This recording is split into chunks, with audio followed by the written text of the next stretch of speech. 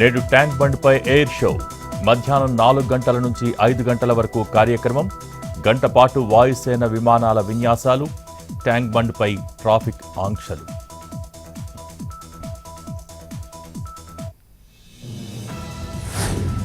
రేపటి నుంచి తెలంగాణ అసెంబ్లీ సమావేశాలు. సభలో తెలంగాణ తల్లి విగ్రహ నమూనా అధికారికంగా విడుదల. విగ్రహ ఆకృతిపై ప్రభుత్వ ఆలోచనను వివరించనున్న సీఎం రేవంత్.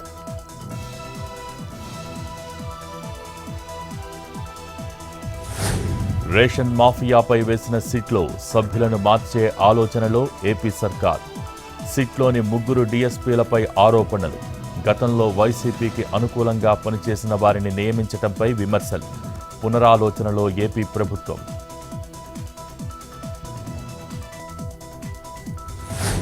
గుంటూరు జిల్లా తాడేపల్లిలో కార్డన్ సెర్చ్. హాస్టల్స్లో పోలీసుల సోదాలు.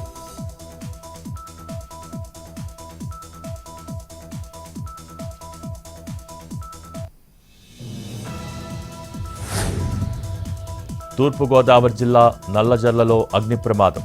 ఓ ఇంట్లో విద్యుత్ షార్ట్ సర్క్యూట్ కారణంగా చెలరేగిన మంటలు. కాలిబూడిదైన ఇంట్లోని సామాన్లు.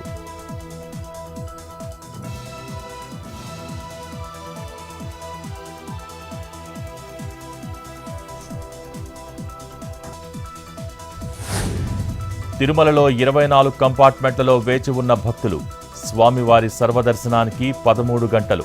నిన్న శ్రీవారి హుండీ ఆదాయం 3,54,00,000.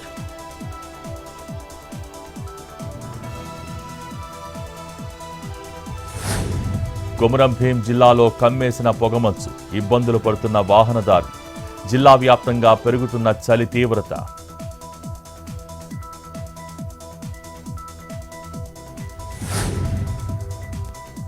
ఢిల్లీ వాసులకు ఎయిర్ పొల్యూషన్ నుంచి ఉపశమనం. మెరుగుపడుతున్న వాయు నాణ్యత. మోటరేట్ కేటగిరీలో ఎయిర్ క్వాలిటీ ఇండెక్స్.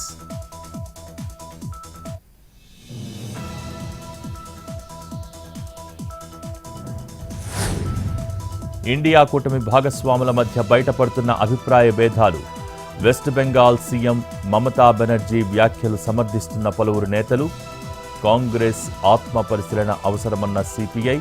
దీదీ వ్యాఖ్యలను సమర్థించిన ఎస్పీ శివసేన.